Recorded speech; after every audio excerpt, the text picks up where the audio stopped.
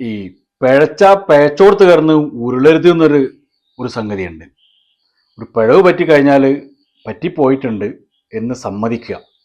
എന്നിട്ട് അതിന് എന്താണോ പരിഹാരം ചെയ്യേണ്ടത്, ക്ഷമ ചോദിക്കുകയാണെങ്കിൽ ക്ഷമ ചോദിക്കുക, ഇനി എന്തെങ്കിലും കൊടുത്തു തീർക്കണമെങ്കിൽ കൊടുത്തു തീർക്കുക. ഇതാണ് അതിൻ്റെ ഒരു മര്യാദ. എനിക്കൊരു പിഴവ് പറ്റിപ്പോയി, അതിന് ഒരു ക്ഷമ ചോദിക്കാനാണ് ഈ വീഡിയോ ചെയ്യുന്നത്. അതായത് കേരള ഗവൺമെൻറ് സ്ത്രീകൾക്ക് KSRTC ബസ്സിൽ സൗജന്യ യാത്ര അനുവദിച്ചതുമായി ബന്ധപ്പെട്ടുകൊണ്ട് ഒരു വീഡിയോ ചെയ്തിരുന്നു ഞാൻ. അതിൽ സാമ്പത്തികമായിട്ട് ഭദ്രത ഉള്ള ആളുകൾക്ക്, വലിയ പ്രശ്നങ്ങളും പ്രയാസങ്ങളൊന്നും ഇല്ലാത്ത ആളുകൾ, ഈ സൗജന്യം പറ്റാതെയും ജീവിക്കാവുന്ന ആളുകളുണ്ടെങ്കിൽ അവര് ഈ സൗജന്യം പറ്റാതിരിക്കലാണ് നല്ലത്.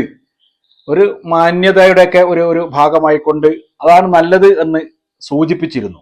നമ്മൾ സാധാരണ ചില ഉദാഹരണങ്ങളൊക്കെ പറയുമല്ലോ, അങ്ങനെ ഒരു ഉദാഹരണം പറഞ്ഞ് അവിടെ നിർത്തിപ്പോയി ഞാൻ. എനിക്കതിന്റെ കൂട്ടത്തിൽ വേറെയും ചിലതൊക്കെ പറയാമായിരുന്നു. അങ്ങനെ ആയിരുന്നെങ്കിൽ ഒരു പക്ഷേ ഈ ഒരു തെറ്റിദ്ധാരണ, ഈ ഒരു മാനസികമായ പ്രയാസം ഉണ്ടാവില്ലായിരുന്നു. എന്താന്ന് വെച്ചാല്, സർക്കാർ ഉദ്യോഗസ്ഥരെ കുറിച്ച് മാത്രം അതിൽ പരാമർശിച്ചു. അഥവാ ഒരു 50,000-ന് മുകളിലൊക്കെ ശമ്പളം പറ്റുന്ന ഒരു സർക്കാർ ഉദ്യോഗസ്ഥ, അവര് രാവിലെ വീട്ടിൽ നിന്ന് ഇറങ്ങുന്നു, ഈ KSRTC ബസ്സിൽ സൗജന്യ യാത്ര ചെയ്യുന്നു, അവർക്ക് വേണമെങ്കിൽ ഇതിന്ന് മാറി നിൽക്കാം എന്ന് സൂചിപ്പിച്ചിരുന്നു. കൂട്ടത്തില് ഗൾഫുകാരെ പറയണമായിരുന്നു. നേരത്തെ തന്നെ തറവാടൊക്കെ ആയിട്ട് ബന്ധപ്പെട്ടുകൊണ്ട് വലിയ തറവാട്ടുകാരും സാമ്പത്തിക ശേഷിയുള്ള ആളുകളൊക്കെ ഉണ്ടെങ്കിൽ അവരെ പറയണമായിരുന്നു. അതുപോലെ പുതുതായിട്ട് ചില ബിസിനസ് ഒക്കെ ചെയ്തിട്ട് സാമ്പത്തിക ഭദ്രത നേടിയ ആളുകളെ പറയണമായിരുന്നു. അങ്ങനെ പലതരത്തിൽ സാമ്പത്തികമായിട്ട് ഉന്നതിയിലുള്ള ആളുകളെ മുഴുവൻ അതിൽ പറയണമായിരുന്നു. പക്ഷേ വീഡിയോയുടെ ദൈർഘ്യം കുറക്കാനൊക്കെ വേണ്ടി നമ്മൾ ചില സംഗതികൾ ചുരുക്കുമല്ലോ, അതിന്റെ ഭാഗമായിട്ട് ഞാൻ ഉദാഹരണങ്ങൾ ഒരുപാട് പറഞ്ഞില്ല, ഒന്ന് മാത്രം പറഞ്ഞ് നിർത്തിപ്പോയി. എൻ്റെ ഒരു പ്രിയ സുഹൃത്ത് എന്നോട് പേഴ്സണലായിട്ട് ഈ വിഷയം ചർച്ച ചെയ്തു.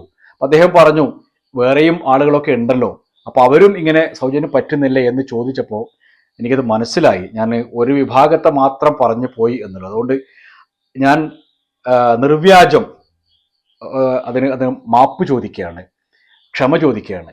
അങ്ങനെ ഒരു തെറ്റ് എനിക്ക് പറ്റിപ്പോയി. സർക്കാർ ഉദ്യോഗസ്ഥർ മാത്രമല്ല, സാമ്പത്തികമായിട്ട് മെച്ചപ്പെട്ട നിലയിലുള്ള ഒരുപാട് ആളുകൾ വേറെയുണ്ട്.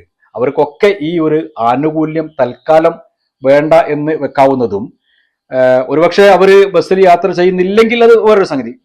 അങ്ങനെ KSRTC ബസ്സിൽ യാത്ര ചെയ്യുന്നുണ്ടെങ്കിൽ ടിക്കറ്റ് എടുത്തുകൊണ്ട് തന്നെ യാത്ര ചെയ്യുകയാണ് നല്ലത് എന്ന് ഒന്നും കൂടെ പരത്തി പറയണം. അതിൽ ഗൾഫുകാർ പറയുമ്പോഴും പ്രശ്നമുണ്ട്, ഈ സർക്കാർ ഉദ്യോഗസ്ഥന്മാർക്ക് തന്നെ പ്രശ്നമുണ്ട്. സർക്കാർ ഉദ്യോഗസ്ഥന്മാർ എല്ലാവരും ഒന്നും 50,000, 60,000 ലക്ഷം ശമ്പളം വാങ്ങുന്നവരല്ല. വളരെ കുറഞ്ഞ ശമ്പളത്തിൽ ജീവിക്കുന്ന ആളുണ്ട്. ഇനി 50,000, 60,000 ഒക്കെ ശമ്പളം വാങ്ങുന്നവരെ കുറിച്ച് നമ്മൾ പറയേണ്ടതുണ്ട്. ആ 50,000 കൊണ്ട് ജീവിതം തട്ടിമുട്ടി പോകാൻ കഴിയാത്ത അത്ര പ്രശ്നങ്ങളും പ്രയാസങ്ങളും കുടുംബത്തിലുള്ളവരുണ്ടാവും. രോഗം ഒരു പ്രശ്നമാണ്. നിത്യരോഗികളായിട്ടുള്ള ആളുകളുണ്ടാവും, ഹാർട്ട് പേഷ്യൻസ് ഒക്കെ ഉണ്ടാവും, അവർക്കൊക്കെ നിരന്തരം മരുന്ന് വാങ്ങേണ്ടി വരും. അതുപോലെ കിഡ്നി പേഷ്യൻസ് ഉണ്ടാവും. അങ്ങനെയൊക്കെയുള്ള ആളുകളാകുമ്പോൾ ചിലപ്പോൾ 50,000, 1,00,000 കിട്ടിയാൽ പോലും തികയില്ല. അപ്പോൾ ഇതൊരു മൊത്തത്തിലുള്ള കാര്യം പറഞ്ഞതാണ്. അങ്ങനെ ആരെയും കുറ്റപ്പെടുത്താനോ എഴുത്തി കാണിക്കാനോ മോശപ്പെടുത്താനോ ഒന്നും വേണ്ടി പറഞ്ഞതല്ല.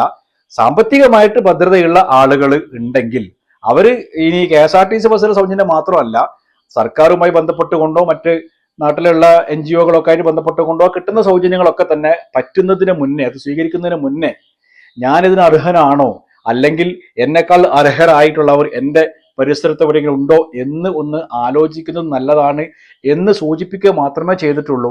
ആർക്കെങ്കിലും അതിൽ മാനസികമായിട്ട് വിഷമം തോന്നിയിട്ടുണ്ടെങ്കിൽ, പ്രയാസം തോന്നിയിട്ടുണ്ടെങ്കിൽ ഒരിക്കൽ കൂടി ഞാൻ അതിന് ക്ഷമ ചോദിക്കുകയാണ്, മാപ്പ് ചോദിക്കുകയാണ്.